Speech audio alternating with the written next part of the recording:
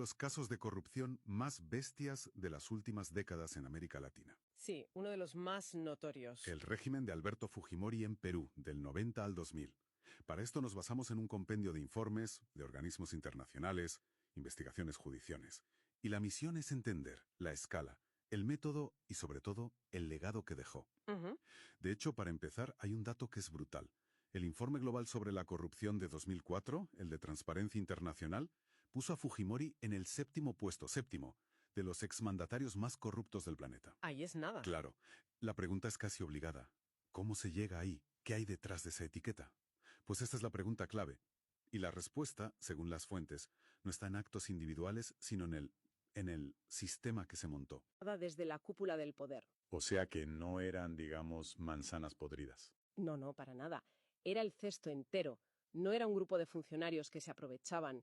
Era el propio Estado operando como una organización criminal. Tremendo. Para darte una idea de la magnitud, el historiador Alfonso Quiroz llega a comparar esta década con los peores momentos de la historia republicana de Perú. ¿Con cuál, por ejemplo? Pues con el llamado Oncenio de Leguía, que fue un gobierno autoritario a principios del siglo XX, también marcado por una corrupción a gran escala. Lo que se vio con Fujimori, según dicen, no tenía precedentes en la era moderna del país. Vale, vamos a desgranar esto, porque la cifra total que se maneja es unos 600 millones de dólares. Sí, es la cifra que se estima, desviada. Pero un número tan grande puede ser abstracto. Para entender cómo funcionaba esa maquinaria, en la práctica, ¿cuál es el caso más, más descarado que señalan los informes?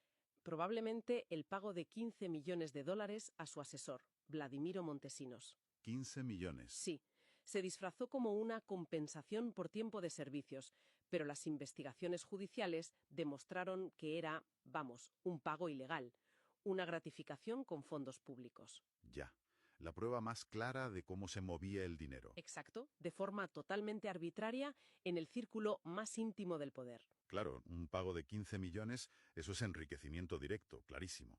Pero a mí lo que me parece más fascinante de los informes es que no todo el dinero iba a cuentas en Suiza. No, claro. Parte se reinvertía en el propio sistema para mantener el poder. Y ahí entra el tema de la prensa chicha, ¿verdad? Totalmente. Ese es el segundo pilar de la red. No solo se desviaba dinero para el lucro personal, sino que se usaban fondos de las Fuerzas Armadas. Ajá.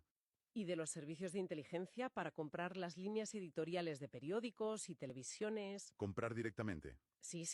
Se les pagaba para que lanzaran campañas de desprestigio contra opositores, periodistas, cualquier voz crítica.